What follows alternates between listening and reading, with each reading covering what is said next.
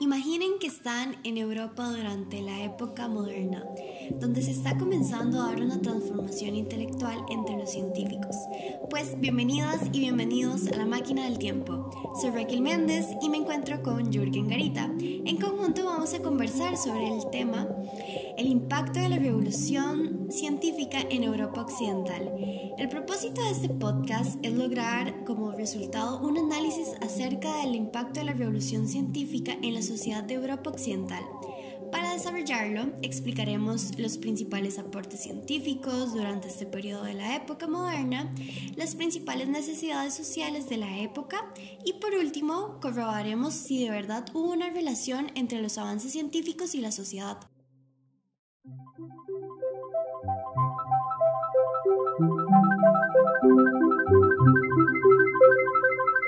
Antes de entrar con el tema, ¿qué es la revolución científica? Para ello mencionaremos lo que escribió Rui Pérez en su libro La Revolución Científica. Este es un concepto que se popularizó en el siglo XX, el cual generó cambios significativos y radicales en las áreas de la filosofía y la ciencia, e incluso hay otros autores que lo interpretan como el origen de la ciencia moderna.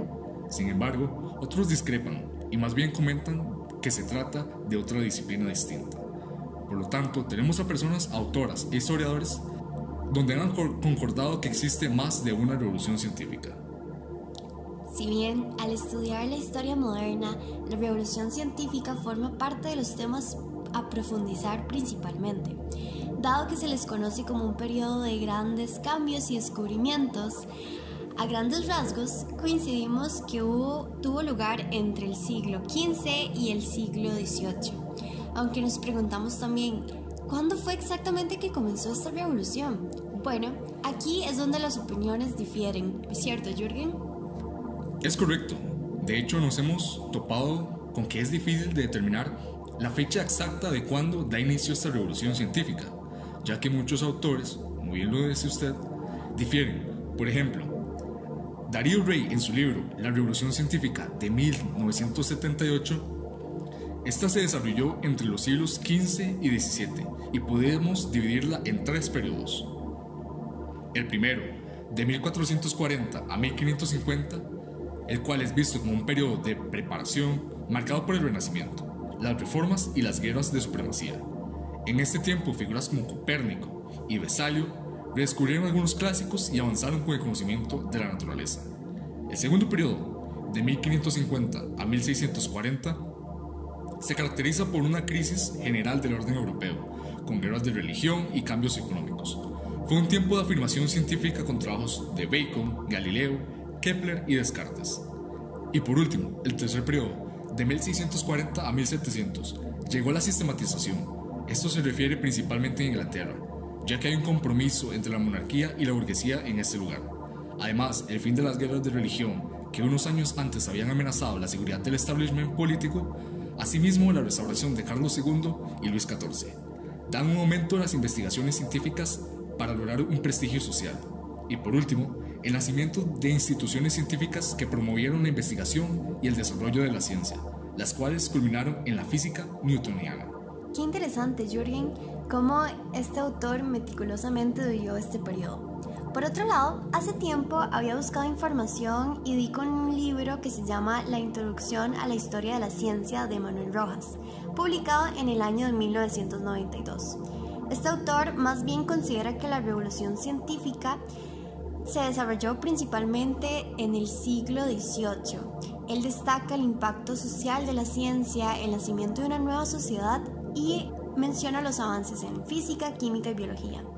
Aunque a diferencia de Rey, Rojas desarrolla un capítulo entre 1450 y 1600 donde habla de la ciencia renacentista, pero vieras que no menciona ninguna revolución científica como tal, y donde hubo fundamentación sobre la ciencia del siglo XVII.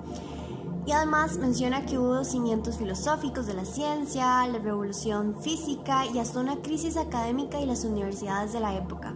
También afirma que el pensamiento científico no apareció de pronto y más bien fue poco a poco que se fue fundamentando. Ya a partir del siglo de las luces, Rojas escribe que la cultura occidental se vuelve inseparable de la ciencia y el pensamiento científico se hizo parte del día de la sociedad, como tanto temas como la filosofía y la teología. Raquel, también me parece pertinente, además, para ir cerrando esta parte del podcast, mencionar al autor Alfred Hall, el cual en su libro La Revolución Científica 1500-1750 ofrece una perspectiva de temporalidad, donde justifica y señala que durante este periodo es el que representa el florecimiento de ciertas tradiciones medievales. Para Hall, el momento culminante de esta revolución se dio después de 1640, con la realización de los grandes planteamientos metodológicos de Bacon, Galileo y Descartes.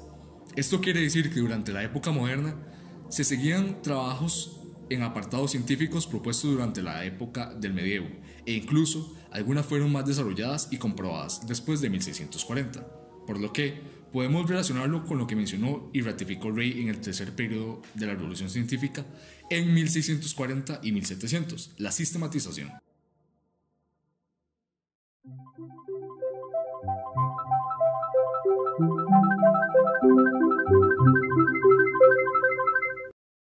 Volvemos nuevamente al podcast La Máquina del Tiempo, y esta segunda parte vamos a profundizar un poco sobre el contexto social de esta época, pues durante este periodo, según el trabajo de Gloria Flores, de la sociedad feudal a la génesis del Estado moderno en Europa Occidental, nos comenta que hubo una transición entre el feudalismo a los estados modernos.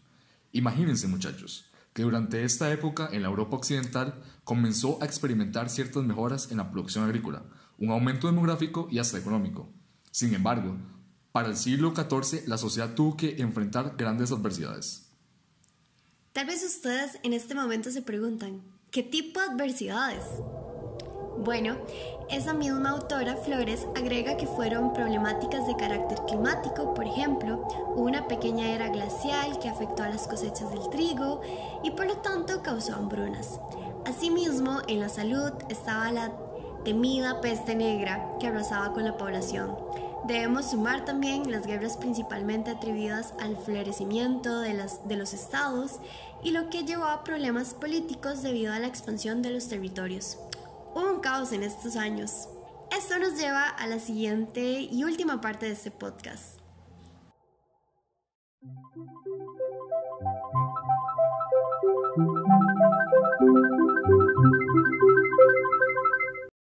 En esta última parte vamos a enfocarnos en la pregunta que nos planteamos al inicio. ¿Hubo realmente alguna relación entre los avances científicos y la sociedad? Para responder esta pregunta, me fijaré en el texto de María Ángeles Ortego, que menciona que los avances científicos de la Revolución tuvieron un impacto profundo en la sociedad de la Edad Moderna, desde la transmisión de conocimientos medicinales y cosméticos hasta la evolución de las prácticas de higiene y la interrelación entre ciencia, cultura y economía. Estos cambios reflejan una transformación gradual en la percepción y práctica de la medicina y la belleza, marcando el tránsito hacia una comprensión más moderna de la higiene y la salud. Es fascinante. Desde la Baja Edad Media las mujeres eran las principales encargadas de los conocimientos sobre las plantas y sus propiedades medicinales. Estos conocimientos se transmitían oralmente de generación en generación y más tarde se recopilaban en recetarios manuscritos. Estos documentos no solo contenían recetas médicas, sino también cosméticas y culinarias. Me parece increíble cómo estas recetas manuscritas han llegado hasta nosotras y nosotros, permitiéndonos entender mejor la vida cotidiana de esta época. ¿Puedes imaginar cómo habrá sido descubrir estos conocimientos en ese momento, Jürgen? Absolutamente, Raquel. Imagina encontrar un recetario de hace siglos, lleno de fórmulas para remedios, herbales y cosméticos. Es un vistazo directo a cómo las personas cuidaban de su salud y apariencia. Y hablando de higiene, las teorías científicas del Renacimiento promovían la idea de que el agua podía perturbar el equilibrio de los humores corporales, prevaleciendo la práctica del aseo seco. La higiene corporal se limitaba a la limpieza de la vestimenta y a una higiene reducida diaria del rostro, boca y manos. Esto en el baño reservado para fines medicinales y practicado con muchas precauciones. Lentamente durante el siglo XVIII, la ciencia médica empezó a aceptar los beneficios del uso del agua para la limpieza y la salud. La reaparición de los baños públicos y el progresivo uso del agua marcaron el inicio de una nueva era en la higiene personal. Esto integró prácticas balnearias con la limpieza diaria y medicinal. Además, los tratados de cosmética evolucionaron hacia una sistematización y ampliación de sustancias utilizadas. Aunque persistían las creencias supersticiosas, los conocimientos científicos progresivamente influyeron en la cosmética, con la importancia de la limpieza urbana y la salud pública aumentó. Los descubrimientos geográficos y la introducción de nuevos alimentos y las prácticas durante el siglo XV y el siglo XVI también transformaron la vida cotidiana europea. Según William Emmons, las plantas comestibles como el maíz, las papas, las calabazas, las patatas, los tomates y el cacao, desconocidos en Europa, se convirtieron en alimentos sumamente importantes debido a la expansión marítima que hubo en el periodo. Nuevas modas como el consumo del cacao y el tabaco alteraron los estilos de vida europeos. Es sorprendente cómo estos alimentos ahora son básicos en nuestras dietas. Además, la cochinilla mexicana reemplazó por completo a los antiguos tintes mediterráneos, como el kermes en la producción textil escarlata. Este nuevo tinte se comercializaba en el norte de Europa y se utilizaba en la próspera industria de la tapicería de los Países Bajos y Francia. Y no olvidemos los nuevos medicamentos que surgieron para tratar las enfermedades recién llegadas a Europa, como la sífilis. La experiencia de enfermedades como esta se convirtió en un rito de paso que marcaba las etapas de la vida cotidiana. El impacto de la sífilis fue significativo, extendiéndose más allá del sufrimiento individual de las víctimas. Finalmente, el texto de Fernando Pérez Godoy destaca el impacto de la revolución científica en el pensamiento político y la vida cotidiana en el siglo XVII. La revolución científica introdujo nuevas metodologías y conocimientos que influenciaron profundamente el pensamiento político de la época. Juristas como Alfusius y Pufendorf fueron influenciados por la ciencia matemática moderna a través de figuras como Ramus y Weigel. La historia de la Segunda Reforma y la apertura científica de universidades protestantes como Herborn y Heidegger jugaron un papel crucial en esta transformación. Durante el siglo XVII, Europa vivió una reorientación y adaptación de los conocimientos científicos que estaban naciendo y difundiéndose rápidamente. Este contexto científico e intelectual ayudó a entender las particularidades y las contradicciones del pensamiento de la época. Es fascinante ver cómo la ciencia no solo afectó a la medicina y a la cosmética, sino también a la política, a la filosofía y sobre todo en la vida cotidiana y en la sociedad. Es un reflejo de ella. Así es, la revolución científica no solo transformó cómo entendemos el mundo físico, sino también cómo organizábamos nuestras sociedades y pensábamos sobre la gobernanza y la moral. La apertura intelectual en las universidades protestantes fue crucial para esta difusión rápida y amplia de nuevos conocimientos. Y no podemos olvidar que estos cambios también impulsaron la economía. La ciencia y la tecnología no solo trajeron nuevos productos y medicamentos, sino que también mejoraron la técnica de la producción y el comercio, fomentando una economía más dinámica y globalizada.